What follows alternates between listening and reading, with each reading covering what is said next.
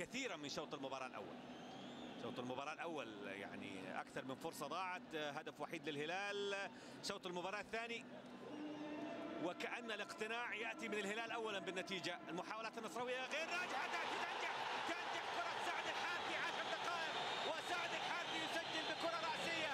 هدف أول لصالح فريق نادي النصر، هدف أول للنصر، هدف ذكرت لأحد الفريقين سيعيد المباراة إلى حماسها وإلى نصابها. يأتي الحضور الشرفي كما ذكرت في المباراة، يأتي كبيرا، وكرة عرضية جاءت لسعد الحارثي، ينجح سعد. هذه الكرة العرضية الأولى اللي كانت من أحمد عباس وصلت لفيغاروا، حاول المرور من ليونغ بيو ولعب كرة عرضية بين أسامة هوساوي وبين أيضا ماجد المرشدي، والكرة في المرمى.